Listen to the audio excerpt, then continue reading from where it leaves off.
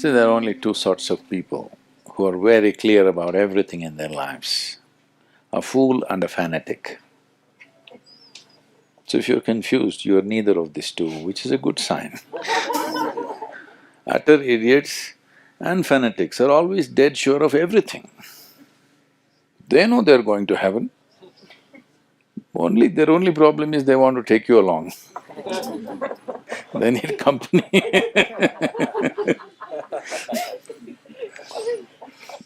This is a thing going everywhere, particularly in the Western world, but it's very much come to urban India in a big way today. That is, you want to be decisive, this is it. See, I'm reconsidering my life all the time,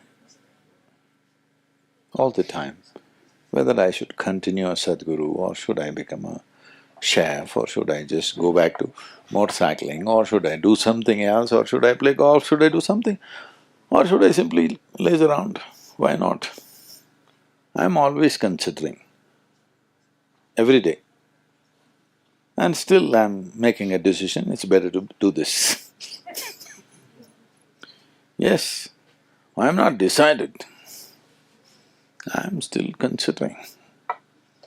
And that's why it's valuable. Not because I decided long time ago I have no choice, I keep on doing the same thing because I'm stuck in this. The nature of the mind is, it is intelligent and alive only if every moment it's looking. If it is concluded and decided, it is a dumb mind, it's as good as a block of wood. Every moment it's considering. Only then it is an active mind. It's only that you make this choice, you must be joyfully confused, that's all I'm saying. People get confused and miserable because they have an idea that they must be. They think all successful people are all clear and they're determined, they've made their decisions. No, only fanatics are like that. And fools are like that.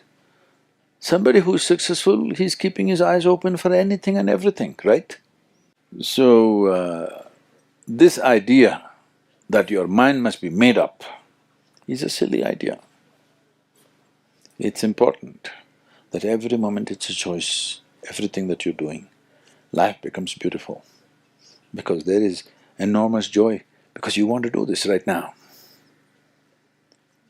Because I decided 10 years ago I'm doing it, how will you have any joy in what you're doing right now? So, this every day in the morning you get up and you don't know what to do, it's a perfect way to get up.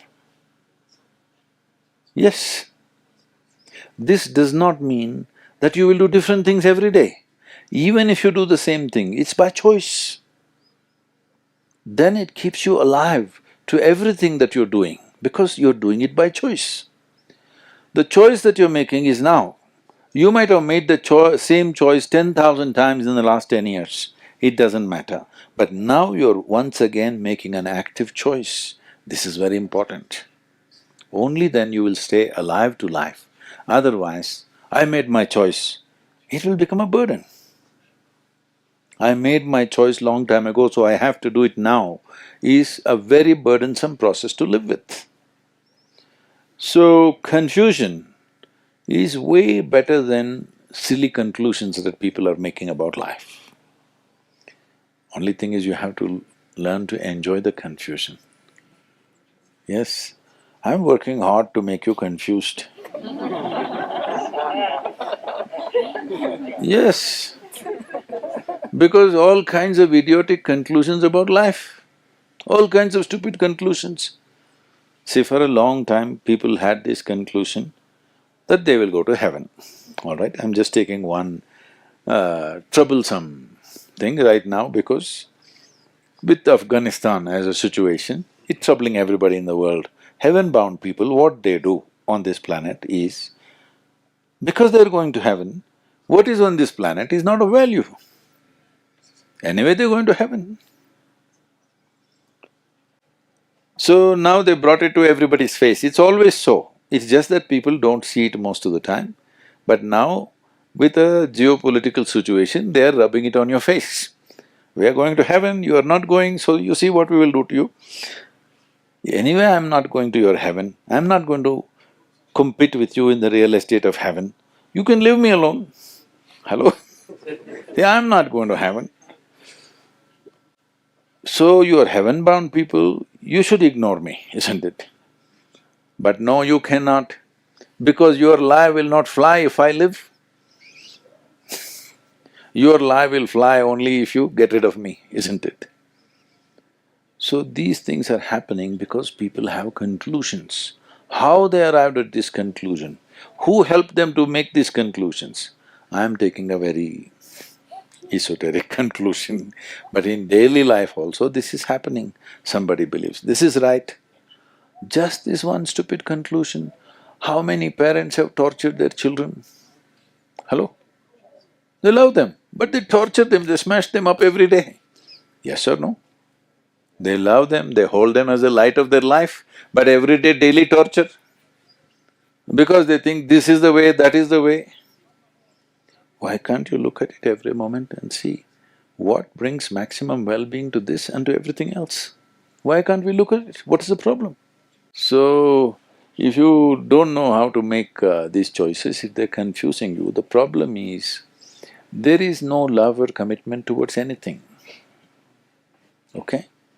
If there is an immense sense of love towards something, all these things will fall into place.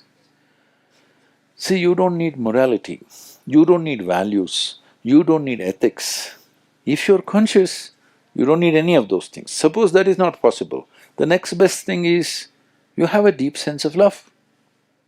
If you have this, you again don't need any values, you don't need any ethics, you don't need anything, because what you love you will take care in the best possible way.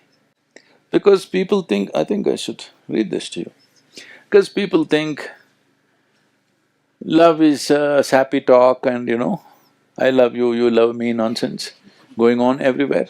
No, it's a very deep sense of integrity and commitment, isn't it?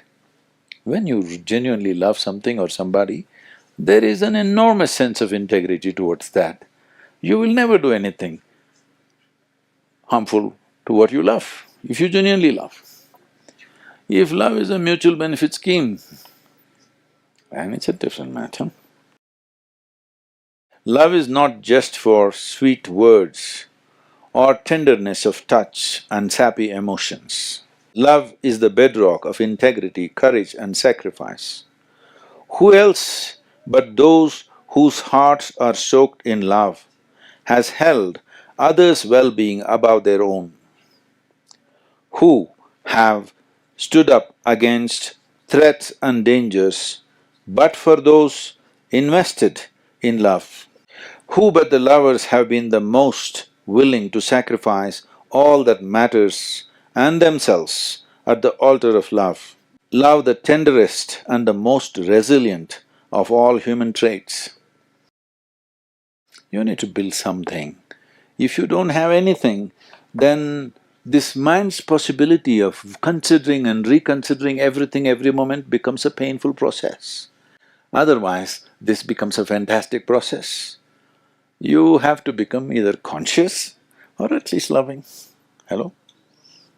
Once you have this, then you will see this daily consideration will not be painful, it will be very joyful and wonderful.